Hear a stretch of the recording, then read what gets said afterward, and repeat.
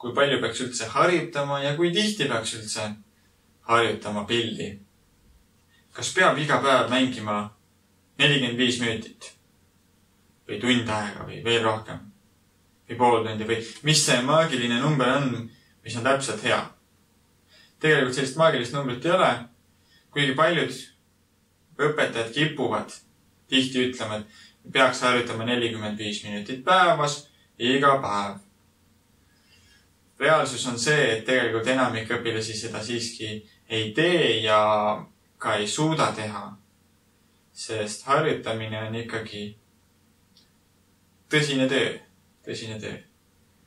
Et see nõuab siin jõudu ja nõuab ka kätevõhma. Ja üldiselt on mõistlik hästi väikeste sammude kaupa endale see harjutamise harjumus õppida, harjutada. Ja selleks piisab näiteks see, et sul on nädalas üks päev, ainult üks päev, mis sa iga nädal harjutad. Ja alguses võibki see harjutatud aeg olla 5 minutit. Peaasi, et sa võtad pilli välja ja midagi teed. Hea mõte on ka näiteks taimer panna telefonist tiksuma. Et siis ei ole nii raske võtta seda pilli kätte ja mängida see 5 minutit. Väga mõnus. Tead, et sul on ainult 5 minutit vaja teha ja siis on kõik. Ei ole raske. Tavaliselt on kõige raskem just see pillikotist välja saamine.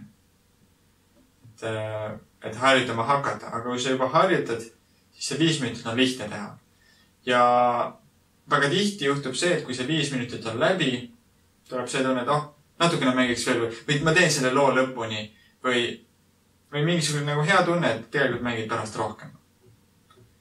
Ja kui oled mõned nädalad või kuu või pisut rohkem suutnud iga nädal ühe päeva harjutada, siis hea mõte on võtta alles siis järgmine päev harjutamiseks. Ja mis mina olen soovitanud teha õpilastel ja mis ma ka ise enda harjutamise ja päevadega teen, on see, et teha nädalaplaan. Õpilastel siis, et mis kell kool lõpeb ja mis kell on kõik huviringid ja muusikakoolid ja trennid ja kuhu siis on hea mahutada see harjutamise aeg ja kuhu on hea mahutada õppimise aeg, sõpradega olemise ja kõik muu aeg.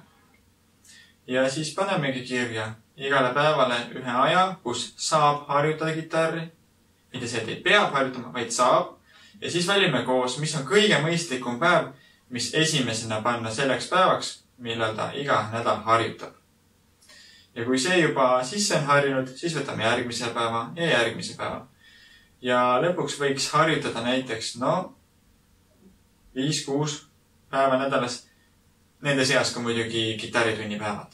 Ehk siis üks päev nädalasse võiks alati jääda, kus võid mängida, ei pea mängima. Ehk siis kui mängid, siis oled uhke endale, kui ei mängi, ei ole enda peale vihane ka. Ja alles siis, kui sa mõned päevad nädalas juba oled harjutama saanud ennast, siis võib kaaluda seda, et paneks selle nii-öelda miinimum harjutatud aja pisut pikemaks kui 5 minutit. Aga samal ajal on okei, kui sa seda 5 minutit ei puutugi, lihtsalt omast tundest harjutad mõnikord pool tundi, mõnikord 5 minutit, mõnikord 10 minutit.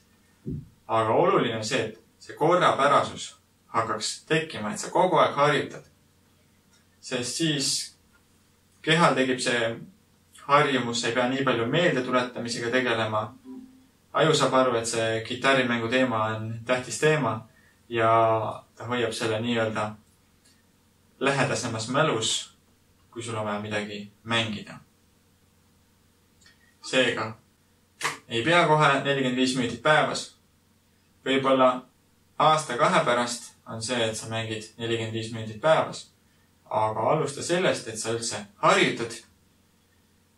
Harjutad ühe korra, harjutad rohkem päevi nädalas ja küll siis juba kõik muud harjutamise asjad tulevad juurde.